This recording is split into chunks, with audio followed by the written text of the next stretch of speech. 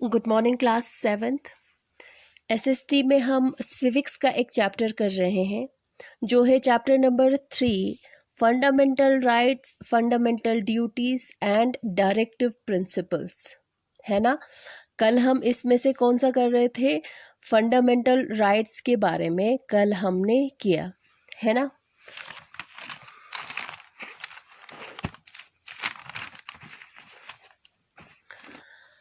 Fundamental rights किया हमने किए हैं, तो अब हमारा रहता है फंडामेंटल ड्यूटीज़ और डायरेक्टिव प्रिंसिपल्स रहते हैं, है ना। तो आज के क्लास में हम directive principles of state policy के बारे में हम करते हैं कि ये क्या है, ठीक है। अब थोड़ा सा मैं कल का वाला रिपीट कर लूँ। फंडामेंटल राइट्स क्या होता है? फंडामेंटल राइट्स जो है हमारा हक होता है, यानी कि हमारा मौलिक अधिकार होता है, बेसिक राइट्स होता है, इम्पॉर्टेंट राइट्स होते हैं, ठीक है। तो फंडामेंटल राइट्स हमें दिए हैं किसने? कॉन्स्टिट्यूशन ने दिए हैं इंडिया के सिटीजन्स को।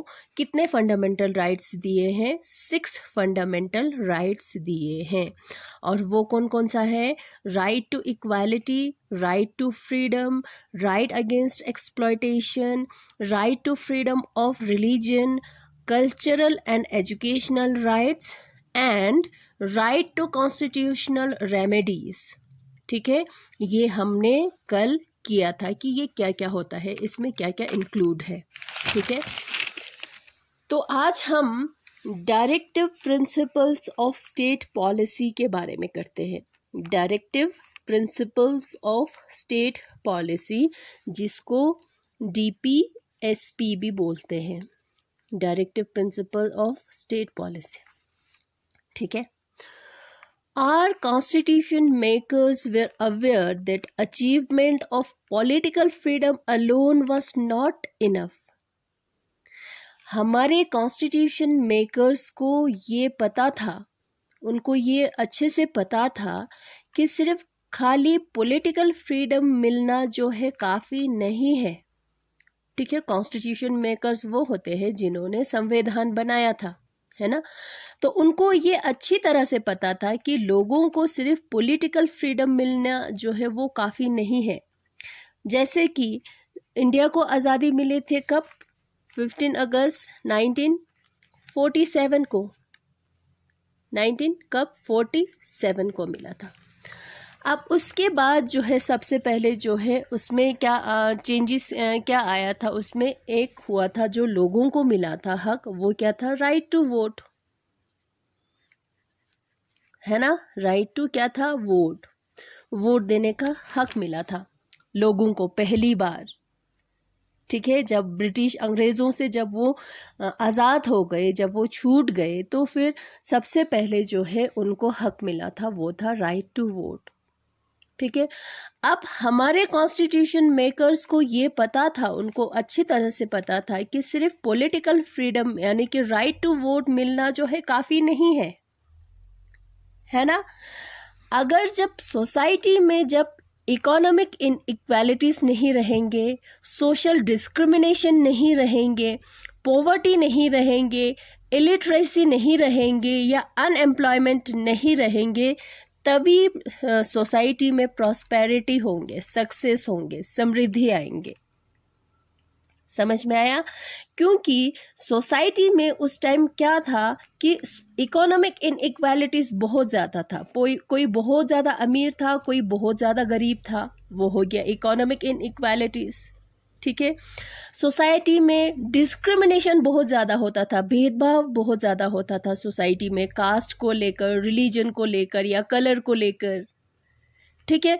पॉवर्टी बहुत ज़्यादा था, गरीबी बहुत ज़्यादा था, इलिटरेसी बहुत ज़्यादा था, किसी को कुछ पढ़ना लिखना नहीं आता था, ठीक है। अनएम्प्लॉयमेंट बहुत थे, बेरोज़गारी बहुत ज़्यादा थे।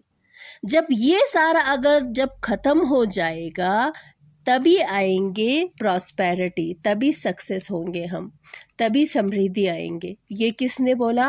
कॉन्स्टिट्यूशन मेकर्स ने, ठीक है। तो उन्होंने सोसाइटी में इनइक्वालिटीज़ ख़त्म करने के लिए, डिस्क्रिमिनेशन ख़त्म करने के लिए, पॉवर्टी ख़त्म करने के लिए, या इलिटरेसी ख़त्म करने के लिए, या अनएम्प्लॉयमेंट ख़त्म करने के लिए उन्होंने गवर्नमेंट को कुछ गाइडलाइंस दिया, यानी कुछ पीस ऑफ सजेशन दिया, ठीक है, कुछ रूल्स दिए, कुछ इंस्ट्रक्शन दिए, ठीक है, ताकि लोगों के कंडीशन जो है वो इम्प्रूव हो जाए। उस गाइडलाइंस को कहते हैं directive principles of state policy.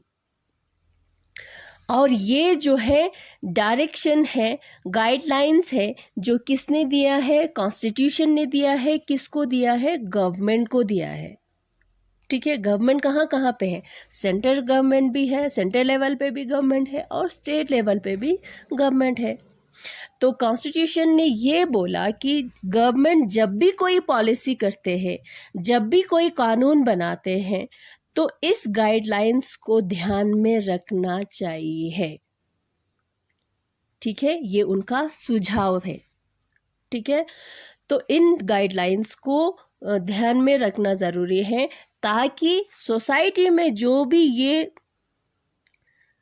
कमी है उसको पूरा कर सके या उसको ख़त्म कर सके। समझ में आया?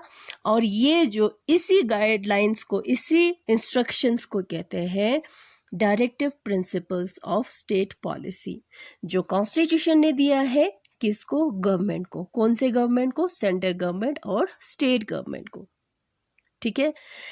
Directive principle direct the government to work for economic social prosperity of the nation. Directive principles जो है गवर्नमेंट को डायरेक्शन देते हैं, डायरेक्ट करता है कि वो काम करे किसके लिए?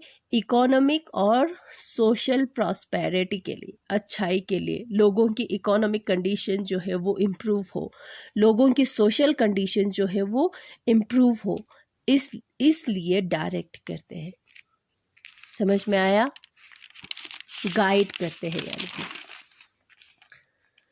जो लोगों के बीच में जो है इतना गैप है, ठीक है, वाइड गैप है जो पुअर और रिच और पुअर के बीच में। रिच बहुत ज़्यादा रिच है, पुअर बहुत ज़्यादा पुअर है, तो इन दोनों के बीच में जो गैप है उसको कम करना चाहिए। और जो गवर्नमेंट का जो कुछ वेल्थ होता है, जो कुछ ही लोगों के हाथ में चले जाते हैं, उसको जो है क्या करना है? उस पर ध्यान देना चाहिए, प्रिवेंट करना चाहिए, उससे बचाना चाहिए, ठीक है।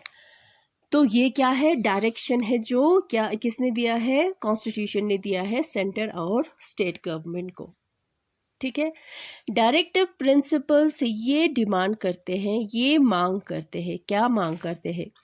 To achieve a society where all citizens have the right to an adequate means of livelihood।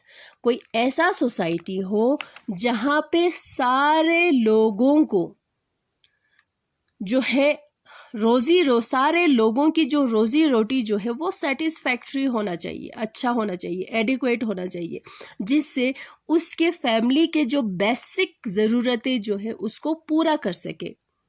जैसे कि कपड़े हो गए, मकान हो गए, खाना हो गए, ठीक है, वो मिलना चाहिए सबको। समझ में आया? To provide adequate condition of work assuring decent standard of life to all the citizens of India. जो कंडीशन हो, जो वर्क काम करने का जो करते हैं जहाँ पे, उसका कंडीशंस जो है वो सेटिस्फैक्ट्री होना चाहिए, अच्छा होना चाहिए, ताकि वो अपने स्टैंडर्ड ऑफ लिविंग को, स्टैंडर्ड ऑफ लाइफ को जो है उसको अच्छा कर सके, बढ़ा सके, डिसेंट कर सके, इम्प्रूव कर सके, ठीक है। To improve public health and prohibit intoxicating drinks and drugs. लोगों की, सोसाइटी में रहने वाले लोगों की जो है हेल्थ जो है वो इम्प्रूव होना चाहिए, ठीक है, सेहत जो है वो अच्छा होना चाहिए। और इसलिए जो नशीले जो पदार्थ होते हैं उसको यूज़ करने से या उसको बिकने से जो है उससे बंद करना चाहिए। समझ में आया?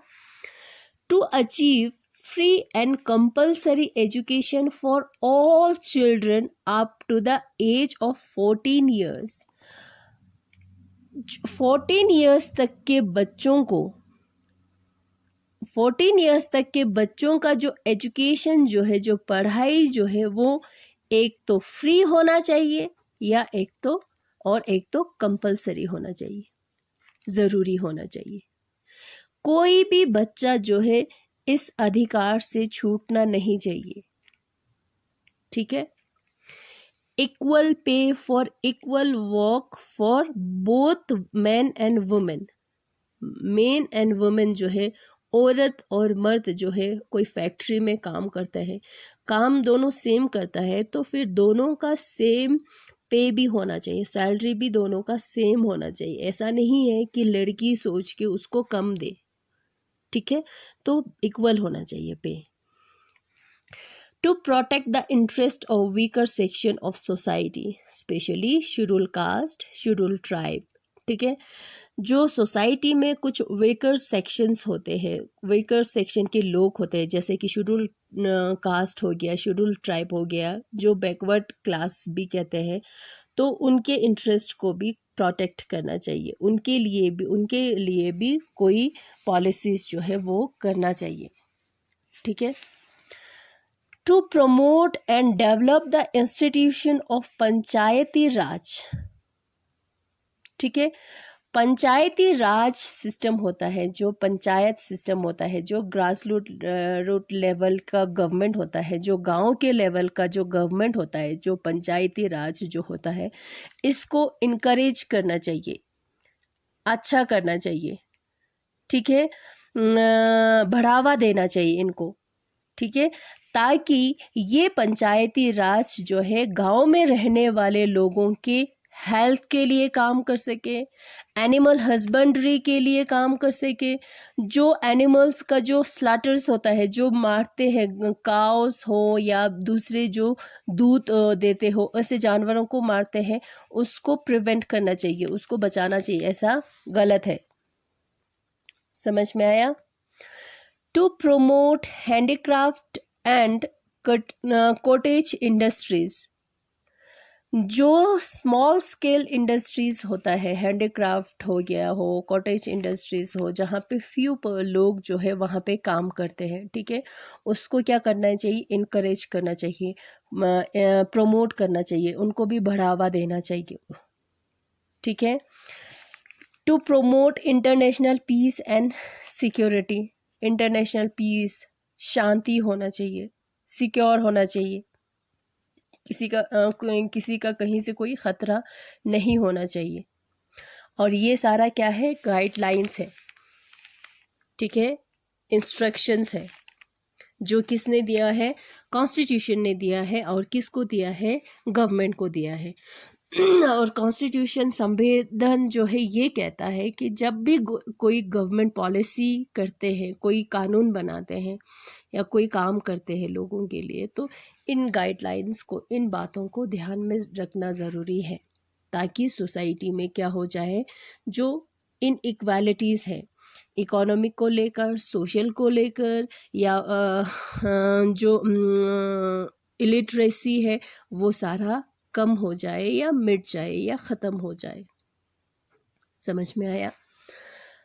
But directive principles are not the same as the fundamental rights. मगर फंडामेंटल राइट्स और डायरेक्टिव प्रिंसिपल्स को अगर दोनों को हम कंपेयर करें तो दोनों सेम नहीं है। नो। ठीक है?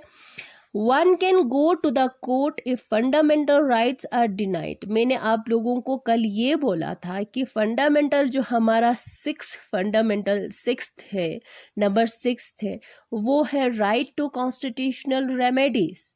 और उसमें ये बोला है कि जो बाकी जो राइट्स हमें फंडामेंटल अगर राइट्स नहीं दे रहे हैं, नहीं मिल रहे हैं, उसमें गवर्नमेंट दखल अंदाजी कर रहे हैं, तो उसके खिलाफ जो है हम कोर्ट में जा सकते हैं, सुप्रीम कोर्ट हो या हाई लेवल का हाई कोर्ट हो, वहाँ जा सकते हैं। मगर अगर ये डायरेक्टिव प्रिंसिपल स्टेट पॉलिसी जो है, गाइडलाइंस जो है, ये डायरेक्शंस अगर वो लागू नहीं हो रहे हैं, वो फॉलो नहीं कर रहे हैं, तो उसके लिए हम कोर्ट में नहीं जा सकते। ठीक है, उसको चैलेंज हम नहीं कर सकते। ये सिर्फ गाइडलाइंस है, ये सिर्फ इंस्ट्रक्शंस है, सिर्फ पीस ऑफ एडवाइस है। और इसको उन्होंने बोला है, कॉन्स्टिट्यूशन मेकर्स ने बोला है, जब भी आप कोई पॉलिसी बनाते हो, जब भी आप कोई कानून बनाते हो, तो इस इंस्ट्रक्शंस को ध्यान में रखना है। ठीक है, ताकि सोसाइटी का कंडीशंस जो है वो इम्प्रूव हो जाए। ठीक है, ये सिर्फ इंस्ट्रक्शंस है, सिर्फ गाइडलाइंस है। ठीक है, कुछ एडवाइस है जो स्टेट गवर्नमेंट और सेंट्रल गवर्नमेंट को फॉलो करना चाहिए है। ठीक है, तो वो अभी जो है, जो भी पॉलिसी बना रहे हैं या जो भी कर रहे हैं, उसको फॉलो कर रहे हैं, पूरा कोशिश कर रहे हैं कि सोसाइटी में जो भी इनइक्वालिटीज़ हो उसको मिटाने का। जैसे कि ये पंचायती राज सिस्टम जो है अभी कितना इसको इनकरेज किया हुआ है ना, इसको कितना बढ़ावा दिया हुआ है। ये जो है फुल फंक्शन में है अभी पंचायती राज जो है। तो इट मीन्स दैट कि जो कॉन्स्टिट्यूशन ने जो डायरेक्शन दिया हुआ है, जो गाइडलाइंस दिया हुआ है, कहीं हद तक जो है इसको फॉलो भी कर रहे हैं। स्टेट गवर्नमेंट, सेंट्रल गवर्नमेंट जो है जितना हो सके उतना फॉलो कर रहे हैं। उसी तरह से ऐसे बहुत सारे पॉलिसी जो है बना रहे हैं, जिससे लोगों की कंडीशन जो है, लोगों का स्टैंडर्ड ऑफ लिविंग जो है उसको इम्प्रूव करने की कोशिश कर रहे हैं। ठीक है, इक्वल पे और फॉर इक्वल वर्क जो है वो भी काफ़ी हद तक जो है वो मिलते हैं। जो है बच्चों को जो है 14 इयर्स तक जो है फ्री एंड कंपलसरी एजुकेशन जो है वो भी मिल रहे हैं, है ना। कुछ हद तक जो है इन गाइडलाइंस को, इन प्रिंसिपल्स को, इन रूल्स को जो है गवर्नमेंट फॉलो कर रहे हैं। मगर डायरेक्टिव प्रिंसिपल और फंडामेंटल राइट्स जो है दोनों सेम नहीं है। ठीक है, डायरेक्टिव प्रिंसिपल्स जो है अलग है और फंडामेंटल राइट्स जो है अलग है। अगर फंडामेंटल राइट्स अगर हमें नहीं मिलेंगे तो उसके खिलाफ जो है हम कोर्ट में जा सकते हैं। मगर डायरेक्टिव प्रिंसिपल्स का जो रूल्स फॉलो नहीं होता है, इंस्ट्रक्शंस जो है वो फॉलो नहीं होता है, तो उसके खिलाफ हम कोर्ट में नहीं जा सकते हैं। ठीक है, समझ में आया बच्चे? तो ये जब आप ये देखोगे, आप वीडियो देख रहे हो, तो अपना टेक्स्ट बुक भी अपने सामने रखकर वो भी पढ़ना है। ठीक है, आज हम ये हो गया, तो नेक्स्ट क्लास में हम फंडामेंटल ड्यूटीज़ करेंगे। ठीक है, थैंक यू।